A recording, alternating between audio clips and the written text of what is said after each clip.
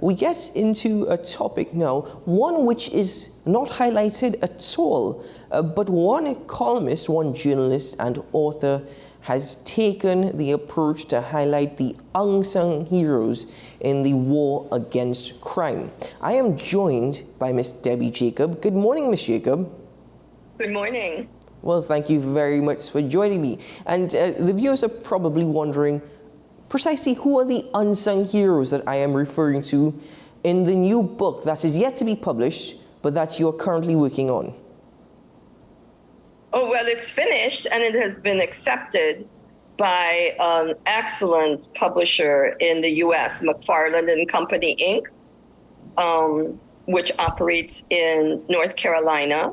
Mm-hmm. They are an academic publisher. They publish books for academic purposes that have a strong ability to cross over to general readership. Mm-hmm. The focus of this book is on the Trinidad and Tobago Canine Unit, police dogs. Precisely why did you choose to focus on this particular arm of our security services? Well, you know, as a journalist, there's always a story that you do that haunts you. And in 1992, I did a story with Corporal Leonard Dyer.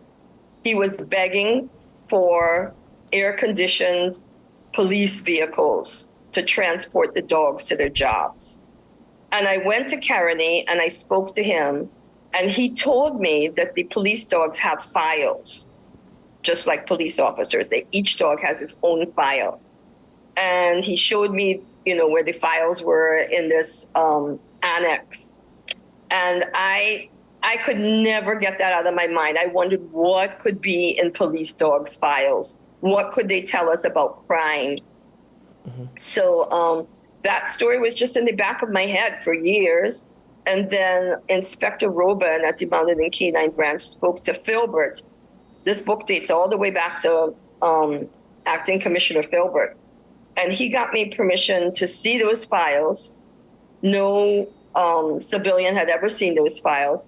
And I had unprecedented access to canine officers for 14 years. Wow. So I interviewed officers I was able to get back to the second generation of officers in 1960. And so I interviewed some retired officers. The book spans a period of 70 years, from colonialism to independence to the Black Power movement, which is a very interesting time in the police dogs' history.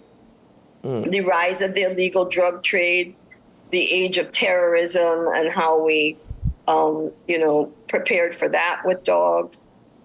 I believe I have the first major arrest of Dole Chady. That was with a police dog named Shep in the early 70s they brought in, because they knew that, you know, people like Chady had drugs, illegal drugs, but they weren't finding them. Mm-hmm. And, you know, you could see in the police dog's file where the handler is shocked when the dog starts to find drugs buried in the yard. Yes, but you said records date pre-independence Trinidad and Tobago. Well, back to 1952. That is incredible. I could trace. I found the dogs' files back to the first 4 dogs. Theophilus Thomas, who had dog number 1, Bruno, wrote these extensive files, and they read like a B.S. Naipaul novel. He followed every movement of the dog, and the dog is running here, the dog is running there, but the dog is really never doing anything. It took the dog a long time, a couple years actually, before he had a case, a major case, and that was apprehending a man wanted for murder from Grenada, and it was all quite by accident. But the first dogs that came in, they were tactical dogs, the dogs that, you know, run and chase and bring down a person. Because a lot of the major crime at the time was stealing clothes from clotheslines in people's yards, gambling in front of cinemas, and the culprits would run away. So they brought these dogs so they could catch these people. And then, they started to work more with their tracking ability. They did a lot of work in the forests when the copper wire thieves came into the picture. And we're starting to read about that again. Copper wire thieves are still around. Yes, yes. And that preparation prepared the dogs for the work that they did in the Black Power movement. There was a lot of work that we've never really been aware of, but they did tracking down members of NUF, in the forest. Mm-hmm. They had a major case in St. Vincent that was related to the Black Power movement. So it's just fascinating history. Let's first focus on the Black Power movement. You've mentioned that it was an incredible time for the canine arm of the security services. Could you kindly elaborate further upon such statements? Well, we didn't use the dogs as you see in pictures in the U.S. where they were used for crowd control and to break up crowds and to catch people who were just in the streets. But they did a lot of work in the forests, and like I said, they had been prepared for that work because of the work that they did with the copper wire thieves. Now, you will see throughout history, through the 50s up to, the book spans the 70 years of history for the canine branch. So it goes from 1952 to 2022. And you will read over and over again, canine officers talk about how difficult it is to track in the forest here. Mm-hmm. You walk in about a quarter of a mile and you're lost. So they often depended on the dogs to, they taught the dogs to backtrack so they would get them out if they were lost and things like that. The forests are very treacherous places to work, and criminals often hide there. So that was the main work that they did at the time. And then, like I said, they had a big case in St. Vincent, but they didn't know it was related to the Black Power movement. They were sent to St. Vincent to solve the murder of the acting attorney general. He was assassinated. Mm-hmm. And they got there, and the dog kept finding the accused, and the canine officers kept feeling that the police, the St. Vincent police, were letting the dogs go. Mm-hmm. But they didn't know that this was not just an assassination. It all had to do with the Black Power movement. It's kind of complicated, and it's set out in the book. But the guy who assassinated them got off on a technicality because he robbed a place the same day, and they bundled the charges together, the murder and the and the robbery. So he got off, and I actually interviewed him in the book. Wow. So there is a history of the Trans-Tobago Canine Unit actually being deployed regionally as well. Yes, they often go to Guyana to do sweeps for cricket games. They were active in Belize, I believe, throughout the region. They have been active before, yes. And I think that's rather incredible. But we had a very brief conversation off air before this interview started. And you expressed something. The technology, all the modern technology that we've invested in, even as it relates to national security, Sydney, the police dogs still seem to be the biggest positive or the biggest help in dealing with the situation that we're facing. Yes, they can go places and do things that humans can't do. Their ability to track, their ability to find, drugs that are hidden, bombs. They're just remarkable, and we haven't found any technology that can replace them. So they're very, very, very important, and the history is interesting. It is a book. Like I said, I did a lecture in Kostat for the policing class, the class that all the police officers have to take who are moving up in rank. And they were really interested in it. And the professor for that class is interested in using it as a text in his class because we don't have any books on policing in the Caribbean. They use books from Africa and different places. So this would be the first book that it has been done on policing. That's what I've been told by this professor. Was that ever just a good read? No, excellent read, certainly, because I definitely would like to read this book. I mean, I think all, those who have a close companionship with a canine as well would be interested to see precisely how police operations are conducted with the use of canines. But beyond that, was that one of your intentions to actually fill a void of Caribbean-centric police texts?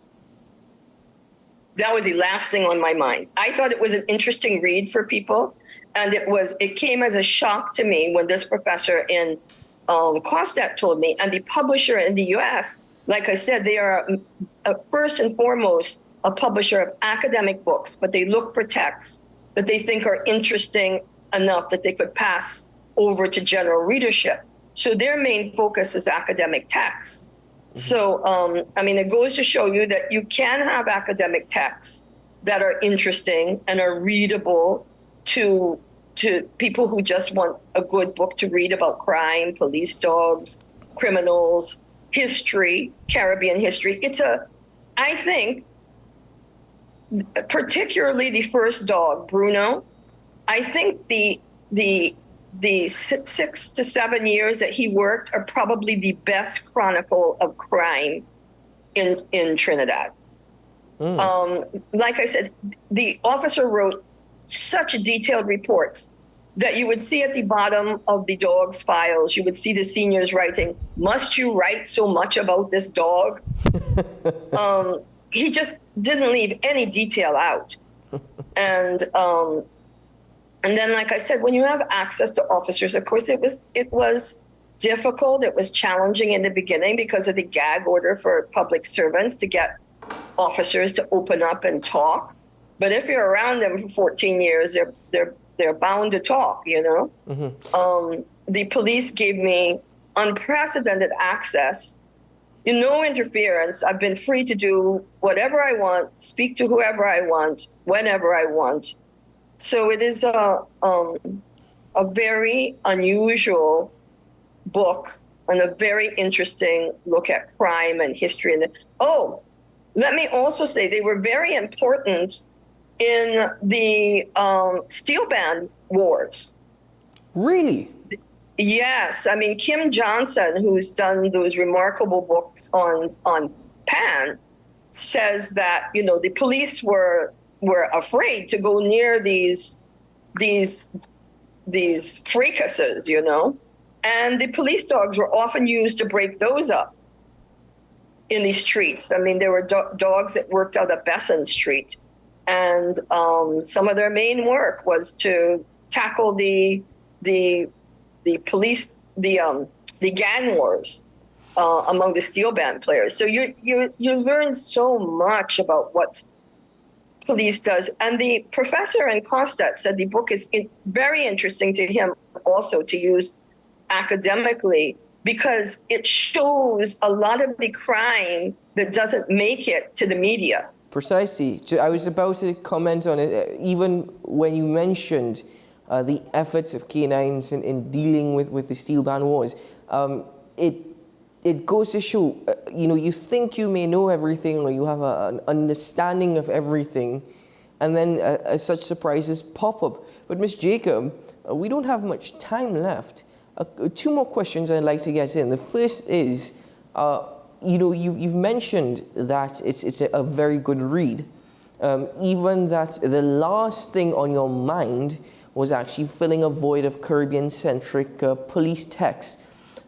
So exactly what is it that you wanted to achieve in producing and authoring this book?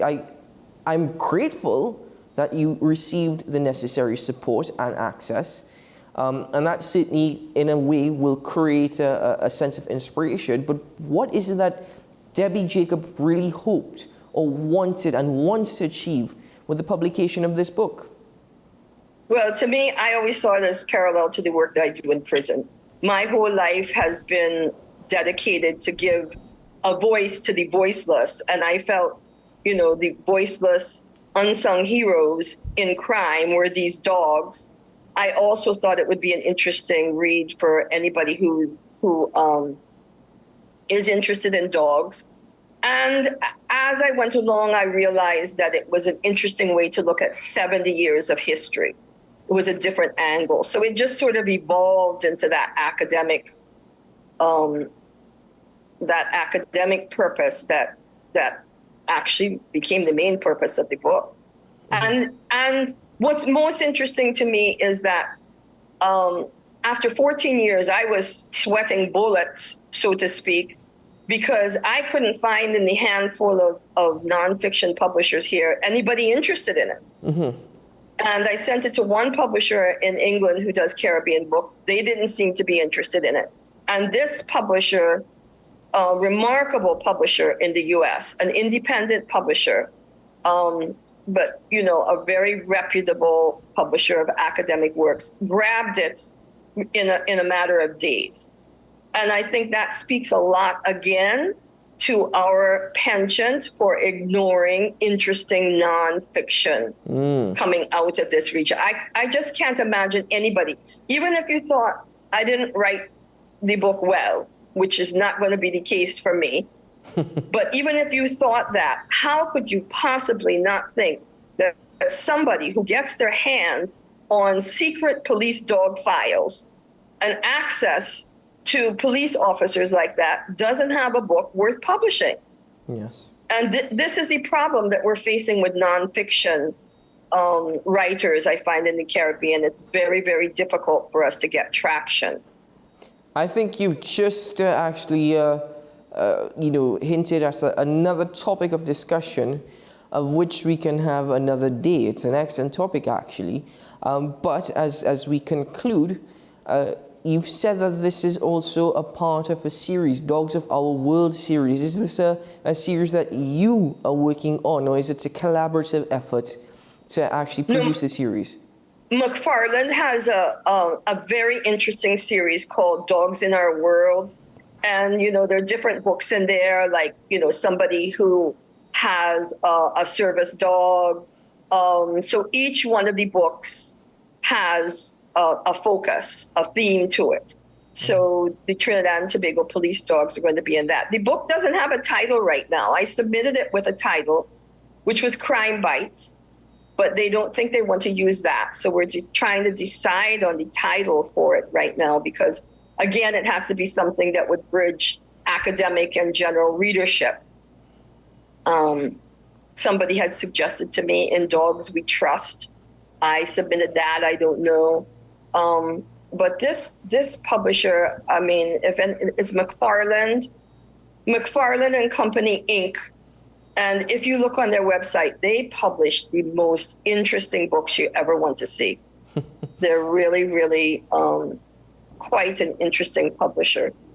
Well, Ms. Jacob, your book now will soon be there on their website.